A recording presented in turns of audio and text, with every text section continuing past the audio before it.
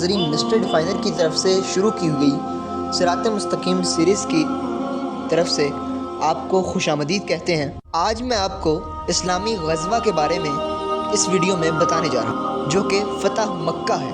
ناظرین، فتح مکہ سورہ روم میں بھی اس کا ذکر آیا ہے۔ سورہ روم میں اللہ تعالیٰ روم کے مغلوب ہونے اور پھر ان کے غالب آنے کی خبر دیتا ہے۔ اس کے ساتھ ساتھ اللہ یہ بھی فرماتے ہیں کہ جس دن روم کو ایرانیوں پر فتح نصیب ہوگی، وہی دن مسلمانوں کی خوشی کا دن ہوگا۔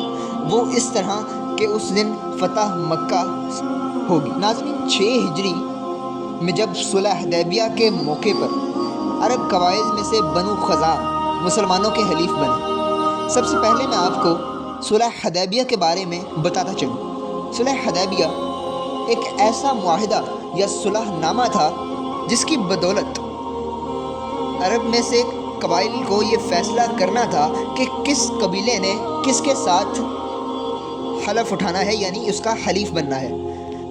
عرب قبائل میں سے بنو خزاع مسلمانوں کے حلیف بنے، جبکہ بنو بکر قریشی مکہ کے حلیف بنے، اور اس صلح میں یہ معاہدہ ہوا کہ فریقین یعنی بنو خزاع اور مسلمان اور دوسری جانب بنو بکر اور قریشی مکہ آپس میں 10 سال تک جنگ نہیں کریں گے۔ لیکن 18 ماہ بعد یعنی 1.5 سال بعد بنو بکر نے اچانک صلح کا معاہدہ توڑتے ہوئے بنو خزاع پر حملہ کر دیا اور حرم کعبہ میں بنو خزاع پر لڑائی مسلط کی۔ بنو خزاع چونکہ مسلمانوں کے حلیف تھے، اس لیے انہوں نے مسلمانوں سے مدد طلب کی۔ نبی کریم صلی اللہ علیہ وآلہ وسلم تک یہ جب خبر پہنچی کہ بنو بکر نے بنو خزاع پر لڑائی مسلط کی اور حرم کعبہ میں بنو خزاع کے خون بہایا، تو انہوں نے قریش مکہ کو 3 شرائط پر صلح کا پیغام بھیجا۔ اس میں سے پہلی شرط تو یہ تھی کہ یا تو بنو خزاع کے مقتولین کی دیت ادا کی جائے یا پھر معاہدے سے دستبردار ہو جائیں، یعنی بنو بکر اور قریش مکہ معاہدے سے، صلح حدیبیہ کے معاہدے سے جو انہوں نے معاہدہ کر رکھا تھا کہ ہم 10 سال تک جنگ نہیں کریں گے، اس سے دستبردار ہو جائے، یا پھر صلح کا ختم کر کے جنگ کا اعلان کرتے۔ قریش مکہ کو چونکہ اپنی طاقت پر بہت غرور تھا، اس لیے اس نے جنگ کا اعلان کر دیا اور جنگ کرنا قبول کی۔ آخرکار 8 ہجری 10 رمضان المبارک کو مسلمان تقریباً 10,000 کے لشکر کے ساتھ مکہ مکرمہ کے گرد و نواح میں جا پہنچے۔ مرز ظہران کے مقام پر نبی کریم صلی اللہ علیہ وآلہ وسلم نے حضرت خالد بن ولید رضی اللہ تعالیٰ عنہ کو میمنہ یعنی دایاں حصہ اور حضرت زبیر رضی اللہ تعالیٰ عنہ کو میسرہ بایاں حصہ اور حضرت ابو عبیدہ کو پیدل لشکر کا امیر مقرر کیا۔ آپ صلی اللہ علیہ وآلہ وسلم کا پرچم حضرت زبیر رضی اللہ تعالیٰ عنہ کے پاس تھا۔ آپ صلی اللہ علیہ وآلہ وسلم فرما رہے تھے، آج اللہ تعالیٰ کعبہ مقدسہ کو خصوصی عظمت بخشے گا اور آج کعبہ کو نیا غلاف پہنایا جائے گا۔ مختصر جھڑپ کے بعد اسلامی لشکر شہر مکہ میں داخل ہوگا۔ قریش مکہ سے ابو سفیان، حدیل بن ورقہ اور حکیم بن حزام جیسے لوگوں نے اسلام قبول کیا، جس کی وجہ سے بڑی تعداد میں لوگوں نے آپ صلی اللہ علیہ وآلہ وسلم ایمان لانا شروع کر دیا۔ نبی کریم صلی اللہ علیہ وآلہ وسلم نے 10,000 کے لشکر کی موجودگی کے باوجود صحابہ کرام رضی اللہ تعالیٰ عنہ کو ہدایات جاری فرمائیں کہ جو شخص پناہ طلب کرے اسے پناہ دی جائے، عورتوں اور بچوں پر تلوار نہ اٹھائی جائے، جو شخص ابو سفیان کے گھر میں پناہ لے اس کو بھی کچھ نہ کہا جائے، جو ہتھیار ڈال دیں یا اپنے گھر کا دروازہ بند کر دیں، ان سب کے لیے بھی امان ہے۔ فتح مکہ کے موقع پر حضور اکرم صلی اللہ علیہ وآلہ وسلم پر انتہائی عجز و انکسار کے جذبات غالب تھے۔ آپ صلی اللہ علیہ وآلہ وسلم اپنی اونٹنی قصوہ پر سوار تھے اور آپ صلی اللہ علیہ وآلہ وسلم کا سر انور اونٹنی کی کوہان کو چھو رہا تھا۔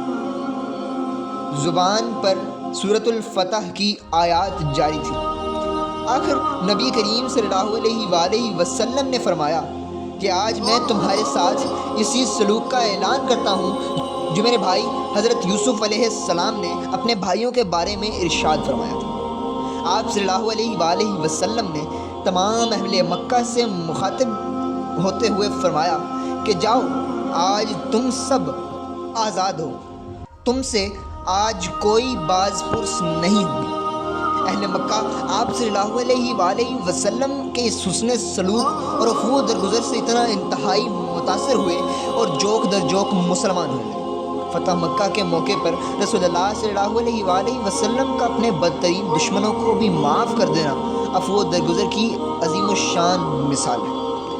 پھر نبی کریم صلی اللہ علیہ وآلہ وسلم نے اور حضرت علی رضی اللہ تعالیٰ عنہ نے خانہ کعبہ کو 360 بتوں سے پاک فرمایا۔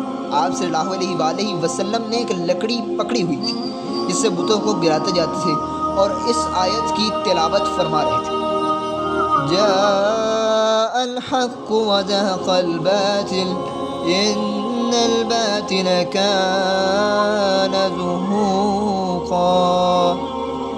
حق آ گیا اور باطل مٹ گیا، بے شک باطل مٹنے ہی والا تھا۔ نبی کریم صلی اللہ علیہ وآلہ وسلم نے بیت اللہ کے اندر 2 رکعت نماز پڑھی اور باہر نکل کر خانہ کعبہ کی چابی حضرت عثمان بن طلحہ رضی اللہ تعالیٰ عنہ کے سپرد فرمائی۔ حجر اسود کو بوسہ دیا۔ حضرت بلال رضی اللہ تعالیٰ عنہ نے خانہ کعبہ کی چھت پر چڑھ کے اذان دی۔ آپ صلی اللہ علیہ وآلہ وسلم کے دست مبارک پر مردوں اور عورتوں کی بھاری تعداد نے اسلام قبول کیا۔ فتح مکہ کے نتیجے میں قریش کے تمام قبائل نے قبول اسلام میں پہل کی، حتیٰ کہ صرف 10 روز میں ہی 2000 لوگ دائرہ اسلام میں داخل ہو گئے۔ دین اسلام کو غلبہ حاصل ہوا، اسلام اور اہل اسلام کو عظمت اور شان و شوکت حاصل ہوئی، دشمن اسلام کی سازشیں دم توڑ گئیں۔ آپ صلی اللہ علیہ وآلہ وسلم کی قائدانہ صلاحیتیں رنگ لے آئیں۔ آپ صلی اللہ علیہ وآلہ وسلم چند دن مکہ ہی میں قیام پذیر رہے اور پھر حضرت عتاب بن اسید کو مکہ مکرمہ کا امیر مقرر فرمایا اور مکہ مکرمہ کے گرد و نواح میں جو بڑے بڑے بت خانے تھے ان کو ختم کرنے کے لیے مجاہدین کے دستے روانہ فرمائے۔ امید ہے ناظرین آپ کو میری آج کی ویڈیو پسند آئی ہوگی۔ تب تک کے لیے میں چلتا ہوں، اجازت دیجیے، اللہ حافظ۔